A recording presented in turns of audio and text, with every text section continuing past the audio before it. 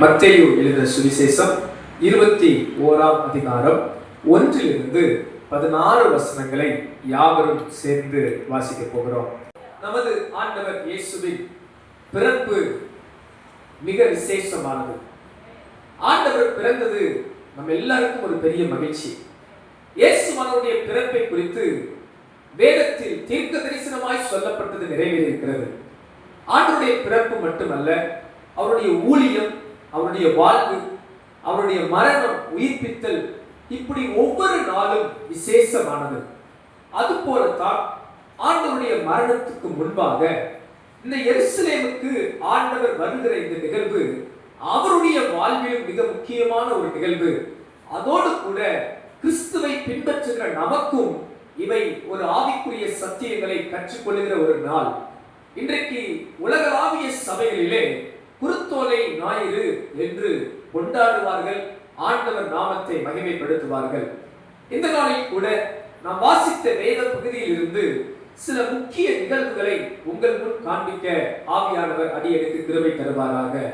The importance of Palm Sunday, குருத்தோலை ஞாயிறு என்கிற இந்த நாளிலே காணப்படுகிற சில முக்கிய நிகழ்வுகளை குறித்து ஆண்டவர் நம்மோடு கூட இன்று பேசுவாராக. கரங்களை உயர்த்தி ஆமென் சொல்லலாமா? ஆமென், ஹல்லேலூயா. இந்த சம்பவத்தை எல்லா சுவிசேஷ புத்தகங்களிலும் பார்க்கலாம். மத்தேயு எழுதின சுவிசேஷம், மார்க் எழுதின சுவிசேஷம், லூக்கா எழுதின சுவிசேஷம், யோவான் எழுதின சுவிசேஷம், எல்லா சுவிசேஷங்களிலும் இந்த நிகழ்வு பதிவிடப்பட்டிருக்கிறது. இயேசு மரணத்தை சந்திக்கிற ஒரு 4 நாட்களுக்கு முன்பாக அவர் எருசலேமில் வருகிற இந்த நிகழ்வை எல்லா சுவிசேஷ ஆக்கியோர்களும் பரிசுத்த ஆவியினால் ஏவப்பட்டு அவைகளை நிகழ்வாய் பதிவிட்டிருக்கிறார்கள். இந்த சம்பவத்திலே கர்த்தர் நமக்கு சில முக்கியமான சில நினைக்கூட்டுதலை நம் வாழ்வில் வைத்திருக்கிறார். அவைகளை இந்த காலை நேரத்தில் பார்க்க கர்த்தர் கிருபை தருவாராக. இந்த நாளில் கூட குருத்தோலை ஞாயிறின் முக்கிய நிகழ்வுகளை குறித்து ஒரு சில காரியங்கள் உங்களோடு பகிர்ந்து கொள்ள போகிறேன். முதலாவது ஒரு காரியம் எடுத்து வாசிக்கலாம். மத்தேயு எழுதின சுவிசேஷம் 21ஆம் அதிகாரம் 4-5 வசனங்களை பார்ப்பீர்கள் என்றால், இதோ உன் ராஜா சாந்த குணமுள்ளவராய் கழுதையின் மேலும் கழுதை குட்டியாகிய மரியின் மேலும் ஏறிக்கொண்டு உன்னிடத்தில் வருகிறார் என்று சீயோன் குமாரத்திற்கு சொல்லுங்கள் என்று தீர்க்க தரிசியினால் உரைக்கப்பட்டது நிறைவேறும்படி இதெல்லாம் நடந்தது. ஒரு ஆமென் சொல்லுவோம். ஆமென், ஹல்லேலூயா. அன்பானவர்களே, இந்த குருத்தோலை ஞாயிறு என்று சொல்லப்பட்ட எருசலேமுக்கு ஆண்டவர் இயேசு பவனியாய் சென்ற இந்த நிகழ்வு முதல் காரியம் தீர்க்க தரிசனத்தின் நிறைவேறுதல். It is a prophetical fulfillment.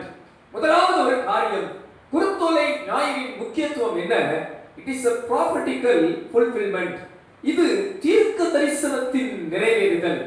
பல 100 ஆண்டுகளுக்கு முன்பாகவே நீங்கள் குறித்து வைத்துக் கொள்ளுங்கள். சகரியா தீர்க்க தரிசன புத்தகம் 9ஆம் அதிகாரம் 9ஆம் வசனத்தை பார்ப்பீர்கள் என்றால், சகரியா தீர்க்கதரிசி ஆண்டவர் இயேசு மேசியா கழுதையின் மேலும் கழுதை குட்டியாகிய மரியின் மேலும் எருசலேமுக்கு பவனியாக வருவார் என்று ஒரு தீர்க்க தரிசனத்தை முன்கூட்டியே உரைத்திருந்தார். பல 100 ஆண்டுகளுக்கு முன்பாக ஆண்டவர் இயேசுவின் வருகையை குறித்த தீர்க்க தரிசனங்கள் முன் அறிவிக்கப்பட்டதாய் இருந்தது. அன்பான தேவஜனமே, இந்த குருத்தோலை ஞாயிறு யதார்த்தமாய் நடந்ததல்ல, ஏதோ தற்காலிகமாய் நிறைவேறின ஒரு காரியம் அல்ல. அந்த நிகழ்வானது தேவ திட்டத்தின்படியும் தேவ சித்தத்தின்படியும் அது நிறைவேறினதாய் காணப்பட்டது. பல நேரங்களிலே அதை சீசர்கள் சரியாய் புரிந்து கொள்ளவில்லை. பின்னாட்களிலே அவைகளை புரிந்து கொண்டார்கள் என்று யோவானிலே நாம் வாசிக்கிறோம். அன்பான தேவஜனமே, இன்றைக்கு இந்த சத்தியத்தை அறிந்து கொள்கிற நாம், தேவன் அதினதின் காலத்தில் நேர்த்தியாய் செய்கிறார் என்பதை நாம் நினைவில் கொள்ள வேண்டும். ஹல்லேலூயா. எத்தனை பேருக்கு அந்த விசுவாசம் இருக்கிறது? என் தேவன் அதினதின் காலத்தில் நேர்த்தியாய் செய்கிறவர். ஹல்லேலூயா. சில நேரங்களில் நான் அடிக்கடி சொல்லுவேன், நமது வாழ்க்கையில் நடப்பது நமக்கு தான் சில சர்ப்ரைஸ் இருக்கும். எத்தனை பேர் அதை உணர்ந்து இருக்கிறீங்க? நமக்கு சில நேரம் பாருங்க, நமக்கு அறியாதது நேரிடும், தெரியாதது நேரிடும். அது நமக்கு ஒரு சர்ப்ரைஸா இருக்கும். ஆனா that's never make surprise to God. அந்த நிகழ்வோ அந்த சூழலோ தேவனை ஒருபோது என்ன ஆக்காது, சர்ப்ரைஸ் ஆக்காது. ஏனென்றால் காலங்கள் கர்த்தருடைய கரத்தில் இருக்கிறது. ஹalleluya. வரும் காலங்களையும் வருகிற நிகழ்வுகளையும் என் தேவன் அறிந்தவராய் இருக்கிறார். வேதத்தில் பார்க்கிறோம், அவர் சர்வ ஞானி. அவர் எதிர்காலங்கள் இறந்த காலம் மட்டுமல்ல, நிகழ்காலம் மட்டுமல்ல, எதிர்காலங்களையும் வரும் காரியங்களையும் நம் ஆண்டவர் அறிந்து வைத்திருக்கிறார். ஹalleluya. இந்த காலை நேரத்திலே ஒரு 7:30 மணி காலையில நாம் சில கூட்டமாய் இணைந்து கர்த்தரை துதித்து ஆராய்ந்து கொண்டிருக்கிறோம். ஏதோ இன்னைக்கு ஞாயிற்றுக்கிழமை சர்ச்சுக்கு போகணும்னு நான் வந்துட்டேன் நீங்க நினைக்க வேணாம்.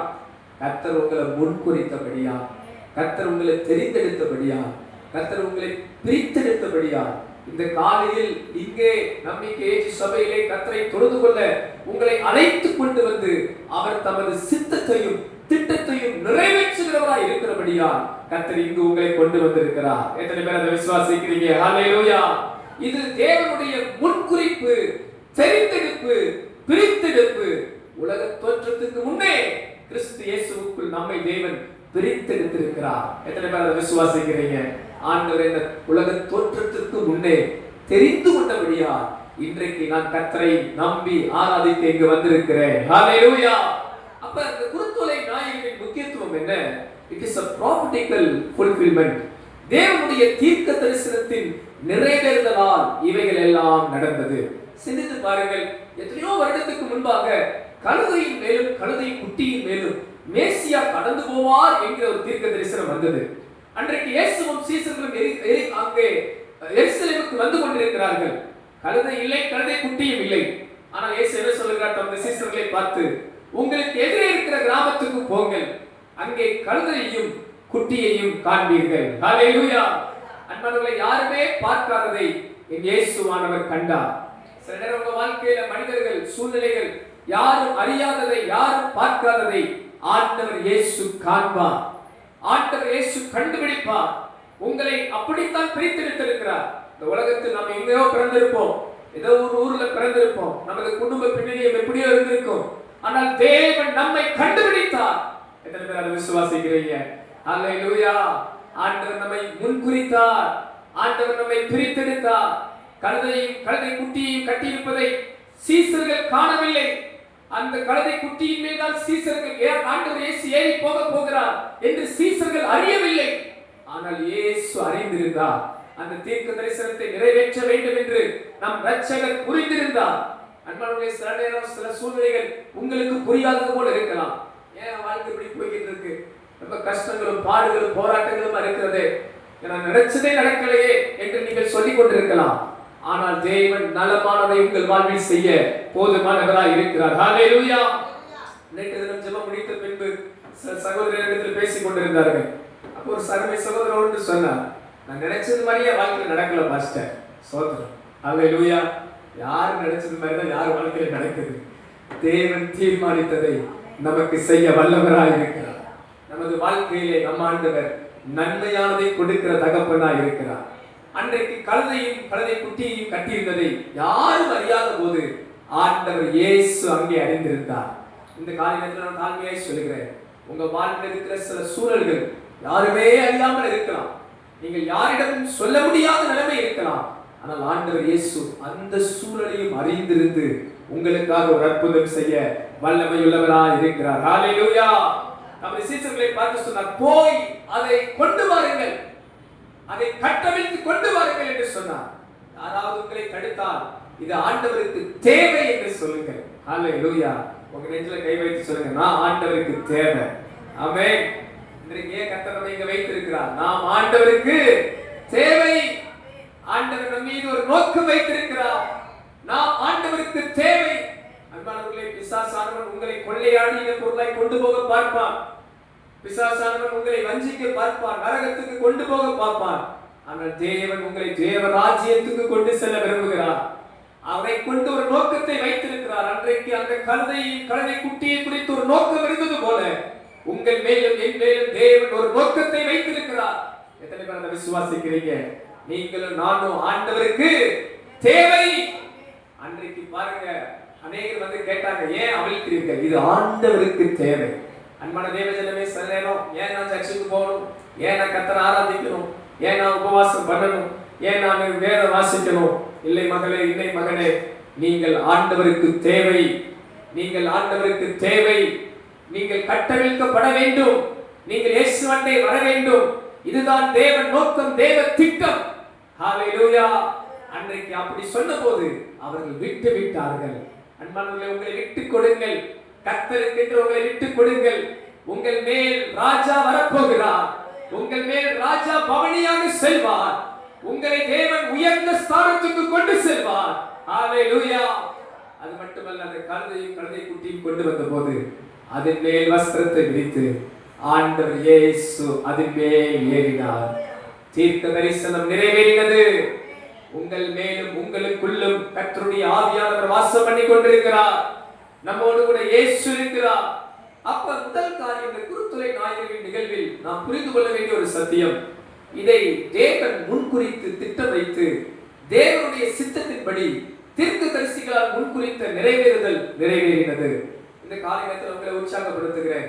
உங்க வாழ்க்கையிலும் தேவ திட்டங்கள் நிறைவேறும், தேவ தீர்மானங்கள் நிறைவேறும், தேவ சித்தமே நடக்கும் என்று விசுவாசியுங்கள். சில நேரங்களில நீங்க கஷ்டப்படும் போது, போராட்டத்தை சந்திக்கும் போது சோர்ந்து போகாதீங்க. ஆண்டவர் இயேசு சொன்ன வார்த்தையை மறந்து விடாதீர்கள். உங்கள் தலையில் இருக்கிற முடிகள் எல்லாம் எண்ணப்பட்டு இருக்கிறது. அவைகள் ஒன்றும் ஆண்டவருடைய சித்தம் இல்லாமல் விழாது. விசுவாசிங்க. ரட்சிக்கப்பட்ட தேவஜனமே, கர்த்தரை அறிந்த தேவ பிள்ளைகளே, என் வாழ்க்கையில ஆண்டவருடைய சித்தத்துக்கு விரோதமா ஒன்று நடக்காது. எத்தனை பேர் அதை நம்புறீங்க?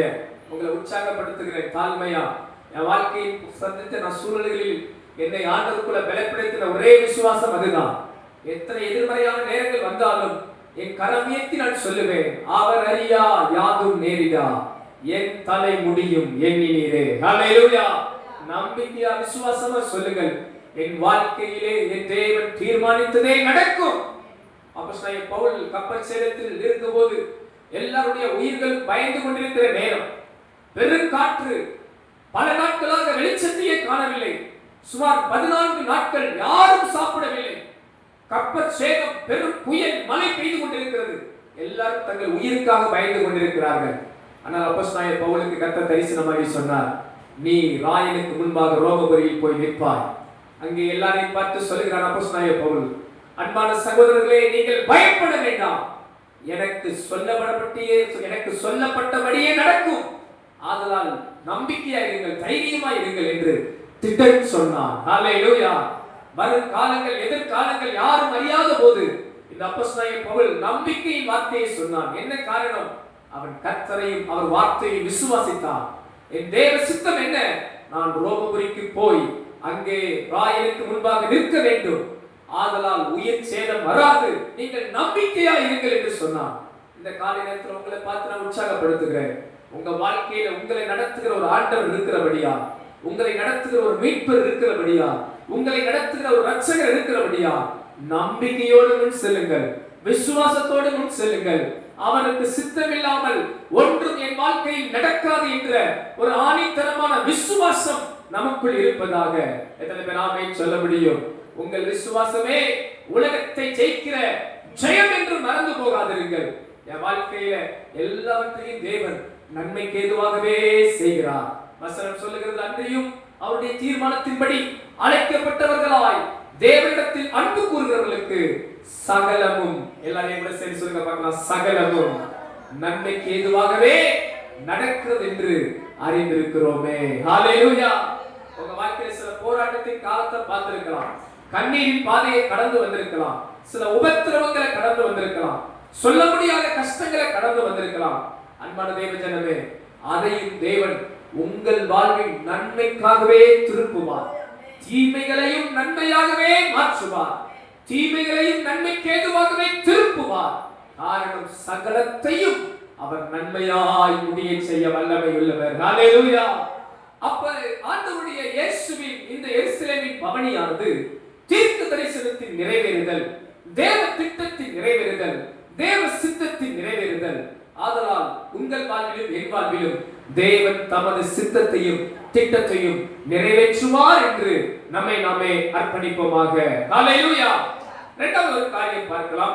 இந்த வேத பகுதியிலிருந்து இந்த குருத்தொலை ஞாயிறின் முக்கிய நிகழ்வுகள் என்ன?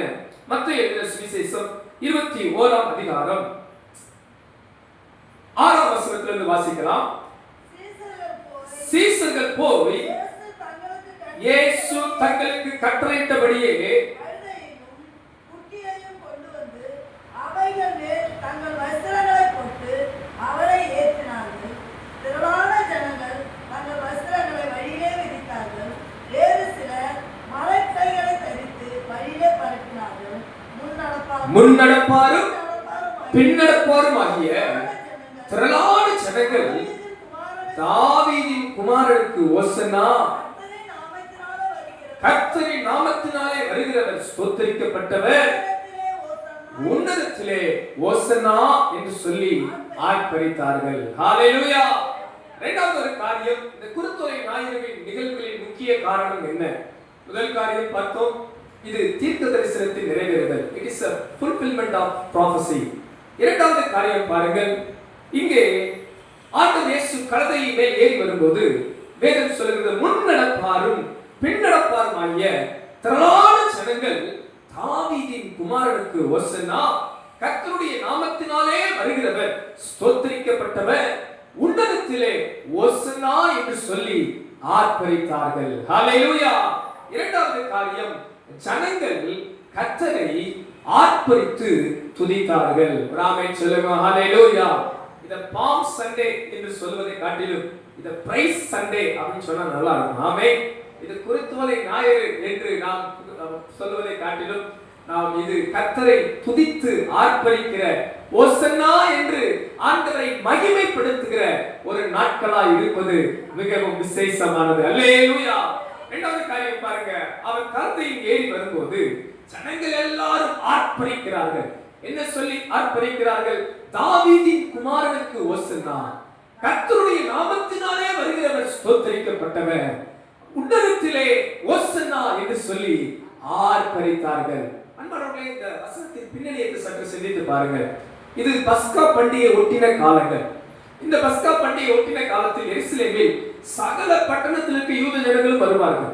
எருசலேம் நகரத்துக்கு அநேக ஜனங்கள் கூட்டம் கூட்டமாய் வருவார்கள். அதனால தான் அடுத்த வசனத்தில் ஆச்சரியப்பட்டு கேட்கிறார்கள், இவர் யார், இவர் யார் என்று அநேகர் ஆச்சரியப்பட்டு கேட்கிறார்கள். அநேக ஜனங்கள் கூடி வருகிற ஒரு நேரம். அந்த நேரத்தில் இயேசுவும் திரள் கூட்ட ஜனங்களோடு வந்து கொண்டிருக்கிறார். ஜனங்கள் எல்லாரும் ஆர்ப்பரித்து துதித்துக் கொண்டிருக்கிறார்கள். தாவீதின் குமாரனுக்கு ஓசன்னா என்று ஆர்ப்பரித்தார்கள். ஓசன்னா என்றால் அந்த எபிரேய வார்த்தையின் அர்த்தம், கர்த்தாவே எங்களை காப்பாற்றும் ரட்சியும் என்ற அர்த்தம்.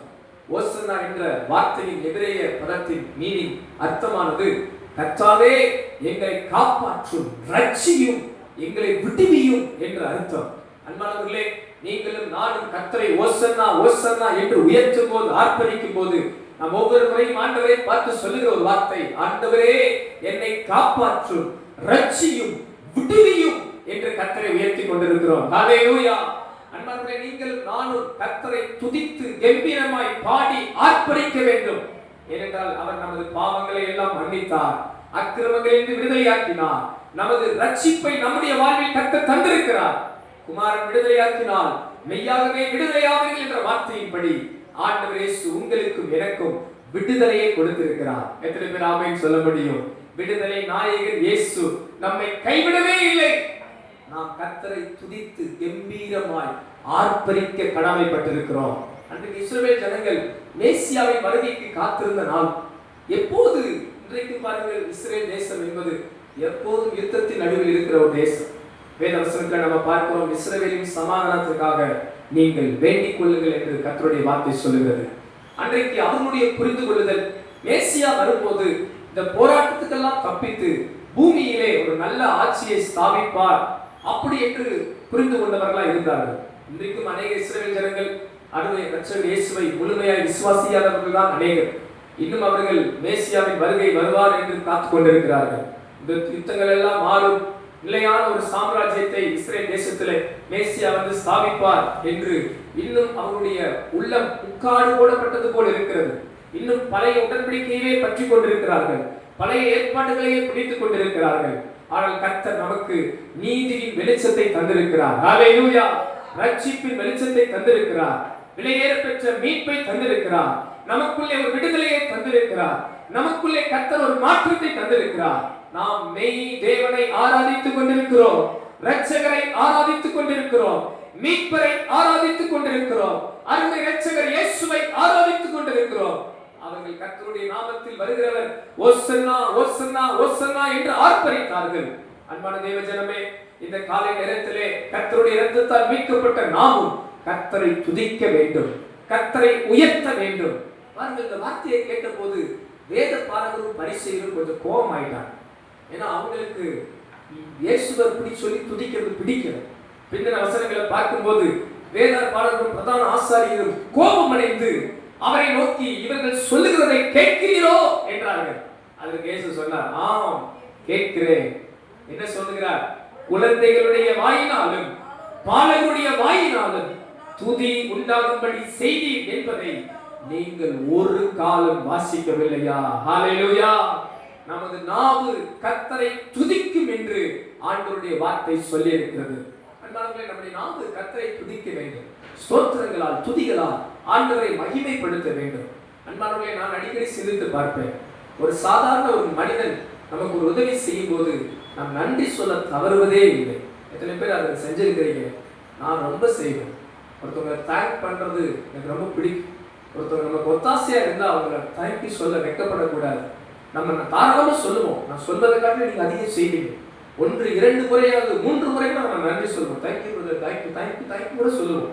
என்றால் அவங்க நம்ம கஷ்டமான நேரத்துல, ஒரு நெருக்கமான நேரத்துல நமக்கு ஒத்தாசையா இருந்தார்கள் என்று மனதார நன்றி சொல்லுவோம்.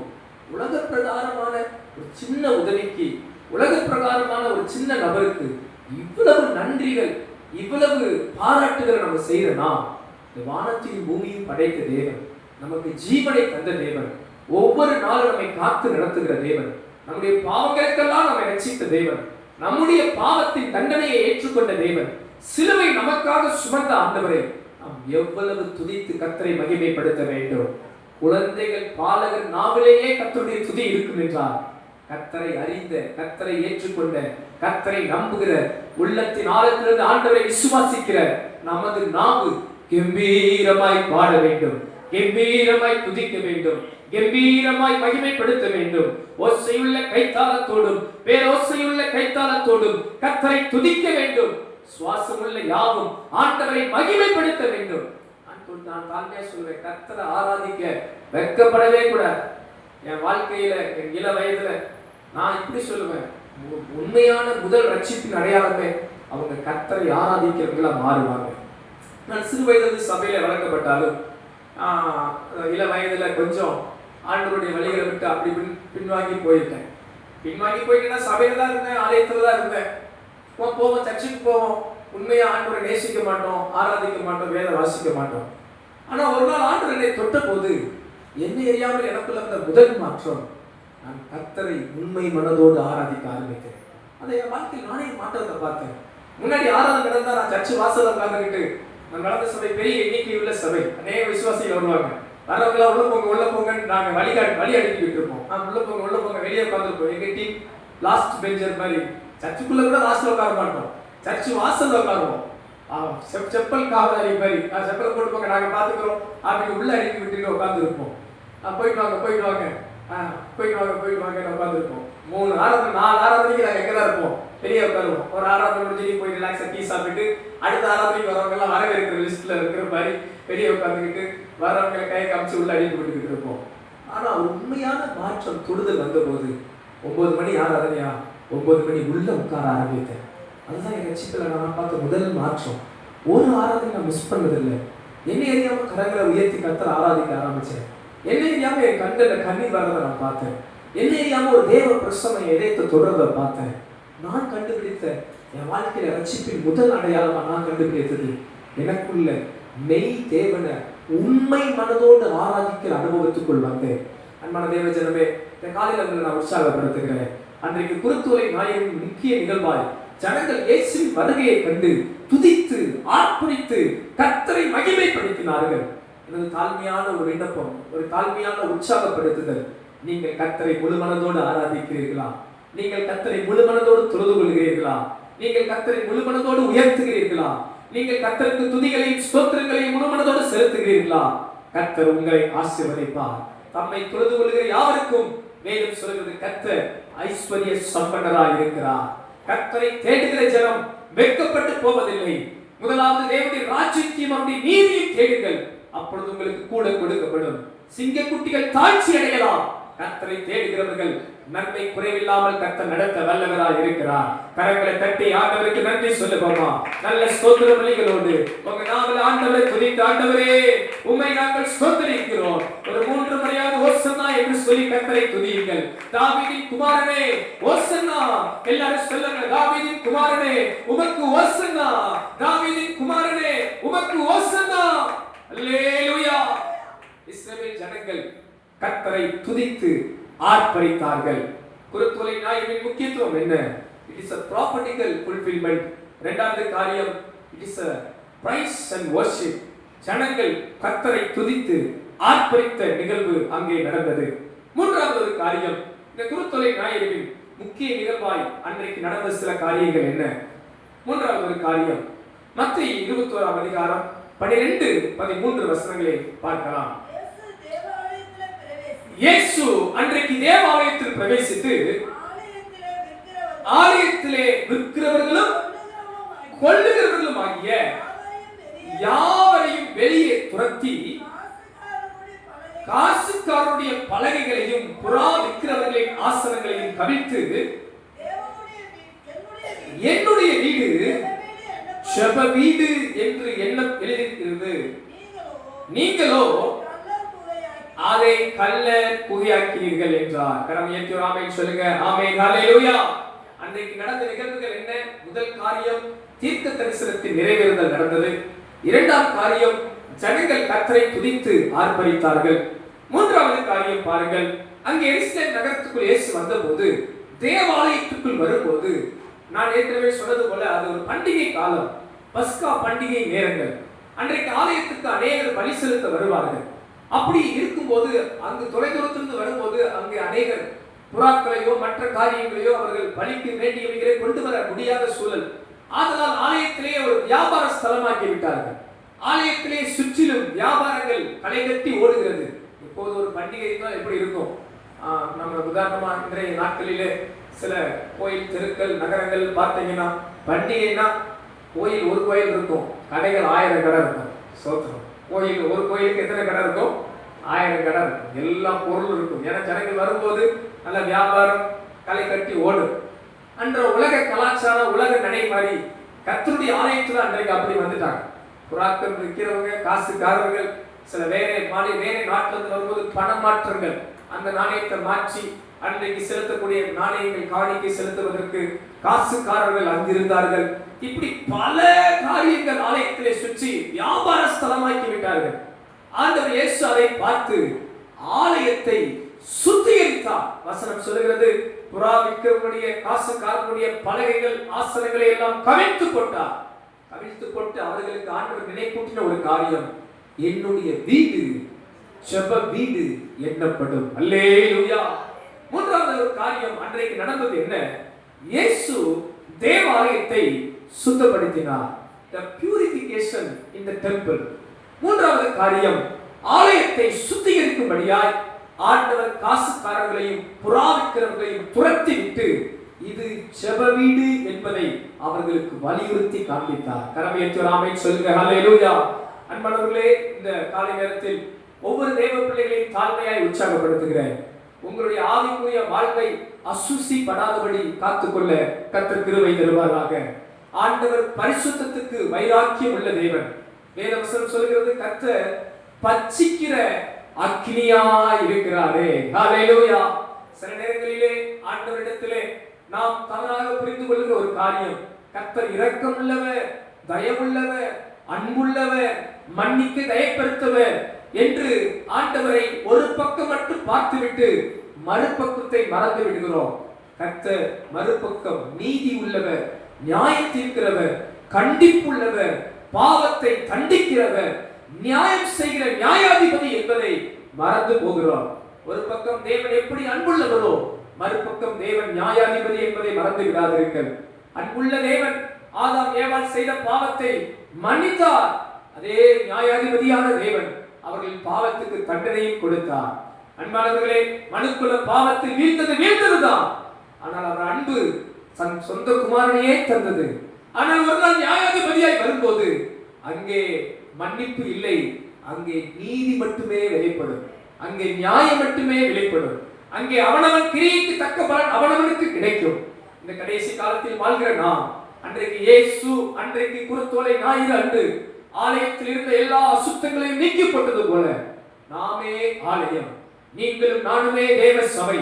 வசனம் சொல்கிறது, நீங்களே தேவனுடைய ஆலயம் என்று அறியீர்களா? உங்கள் வாழ்வில் ஏதாவது அசுத்தங்கள் இருக்கும் என்றால் ஆண்டவர் இது என் வீடு என்று வைராக்கியம் கொள்ளத்தக்க அளவுக்கு வேறே பிசாசின் காரியங்களுக்கோ அந்நிய காரியங்களுக்கோ உங்கள் வாழ்க்கையில இடம் கொடுத்திருப்பீர்கள் என்றால் இந்த காலை நேரத்தில் அதை சுத்திகரிக்க ஆவியானவர் நமக்கு கிருபை தருவாராக. இதோ நான் சீக்கிரமாய் வருகிறேன் என்று கர்த்தர் சொல்லி இருக்கிறார். தமது பிள்ளைகளை, தமது சபையை சேர்த்துக் கொள்ள வருகிறார். அவர் வரும்போது ஒரு கரைகரையற்ற மனவாட்டியார், அவர் வருகையில் அவரோடு கூட செல்ல தகுதியான பிள்ளைகளாய் மாறுபடி கர்த்தர் நம்மை தெரிந்து கொண்டிருக்கிறார். ஹalleluya சொல்லுவோமா? ஹalleluya. ஆண்டவருடைய எதிர்பார்ப்பு இது என் வீடு, என் வீடு. அன்பானவர்களே, நீங்களும் நானும் அவருடையவர்கள். அதற்கு அவர் வைராக்கியம் உள்ள தேவன். உங்களை பார்த்து சொல்லுகிறார், அன்பானவர்களே, நீங்கள் என் ஜனம், என் ஜனம், என் ஜனம். நீங்கள் கர்த்தருடையவர்கள். உலகத்தின் காரியத்துக்காக உங்களை விட்டு போட்டுறாதீங்க. ஏதோ ஒரு பாவத்துக்காக உங்களை விட்டு போட்டுறாதீங்க. ஏதோ ஒரு அசுத்தத்துக்காக உங்களை விட்டு போட்டுறாதீங்க. நீங்கள் கர்த்தருடையவர்கள் என்பதை மறந்துடாதீங்க. நீங்கள் கர்த்தருடைய ஜனம், பரிசுத்த ஜனம், பரிசுத்த ஜாதி என்பது ஒரு நாள் மறந்து போகாதீர்கள். அன்றைக்கு ஆலயத்தை சுத்திகரித்தது போல இன்றைக்கு நமது வாழ்வும் ஆண்டவரால் சுத்திகரிக்கப்படும். நீங்க விரும்பினா போதும், இயேசு கிறிஸ்துவின் ரத்தம் உங்க பாவங்கள் எல்லாம் கழுவி சுத்திகரித்து உங்களை கர்த்தருடைய பிள்ளையாய் அணைத்துக் கொள்ளுவார். தேவன் ஒருவரையும் ஒரு நாளும் தள்ளுகிற தேவன் அல்ல, அணைத்துக் கொள்ளுகிறவர், சேர்த்துக் கொள்ளுகிறவர், அரவணைத்துக் கொள்ளுகிறவர். நாம் வருவோம் என்றால் அவர் நம்மை அணைத்துக் கொள்ளுவார். ஆண்டவரே என்று சொல்வோம் என்றால் நம்மை தூக்கி விடுவார். பேதுரு தண்ணீரில் மூழ்கும் போது கர்த்தாவே என்று சொன்னார், கரம் நீட்டி தூக்கி விட்டார். சில சூழல்கள் உங்களை மூழ்கடிக்கிறதா? உங்க வாழ்வில் சில போராட்டங்கள் உங்களை மூழ்கடிக்கிறதா? ஆண்டவரே என்று சொல்லுங்கள். சில பிசாசின் வல்லமைகள் உங்களை மூழ்கடிக்க பார்க்கிறதா? சில போராட்டங்கள் உங்களை கவிழ்க்க பார்க்கிறதா? சில அசுத்தங்கள் உங்கள் வாழ்க்கையை முடிக்க பார்க்கிறதா? ஆண்டவரே என்று கேளுங்கள். அதன் நடுவே தேவன் ஒரு பலனை தருவார். அதன் நடுவே தேவன் ஒரு கிருபையை தருவார். நீங்கள் என் ஜனம், நீங்கள் என் வீடு, என் ஜெப வீடு என்று கர்த்தர் உங்களுக்காக வைராக்கியம் கொள்ளுவார். ஹalleluya. அவர் கரத்தில் இருப்பதை ஒருவனும் ஒரு காலமும் பறித்துக் கொள்ள முடியாது. ஆண்டவர் உங்களுக்காக வைராக்கியம் கொள்ளுவார். அருகாமையில் இருக்கிறவங்களை பார்த்து, இல்ல உங்களுக்கு நீங்களே கூட சொல்லுங்க, கர்த்தர் எனக்காக வைராக்கியம் கொள்ளுவார், வைராக்கியம் கொள்ளுவார். அன்றைக்கு ஆலயத்துக்கு வந்த போது அந்த ஆலயத்தை சுத்திகரித்தது போல உங்களையும் என்னையும் கர்த்தர் பரிசுத்தப்படுத்த அவர் சித்தமுள்ளவராய் இருக்கிறார். குருத்தோலை ஞாயிறின் முக்கியத்துவம் என்ன? ஒரு 3 நிகழ்வை உங்கள் முன் காண்பித்தேன். இது முதலாவது தீர்க்க தரிசனத்தின் நிறைவேறுதல். It is a prophetical fulfillment. இரண்டாவது காரியம், அன்றைக்கு இருந்த ஜனங்கள் கர்த்தரை துதித்து ஆர்ப்பரித்தார்கள். The people praised and worshiped Jesus. மூன்றாவது காரியம், அந்த இடத்திலே ஆண்டவர் தேவாலயத்தை சுத்தப்படுத்தினார். The purification in the temple. அன்பான தேவஜனமே, உங்கள் வாழ்விலும் என் வாழ்விலும் இந்த 3 நிகழ்வுகளும் மாற்றங்களையும் மறுரூபங்களையும் கொடுப்பதாக. அன்றைக்கு ஏதோ ஒரு நாளில் நடந்ததல்ல, இன்றைக்கும் தேவன் தமது சித்தத்தை உங்கள் எல்லாருடைய வாழ்வில், நமது வாழ்வில், நமது சபையில் செய்து கொண்டே இருக்கிறார். நாம் கர்த்தரை துதித்து ஆராதித்து ஆர்ப்பரித்து கர்த்தரை மகிமைப்படுத்துவோம். மூன்றாவது காரியம், கர்த்தர் தந்த ஆலயத்தை பரிசுத்தத்தோடு காத்துக் கொள்ளுவோம். ஆண்டவர் மகிழ்வாராக. ஆண்டவர் உங்களை ஆசீர்வதிப்பாராக.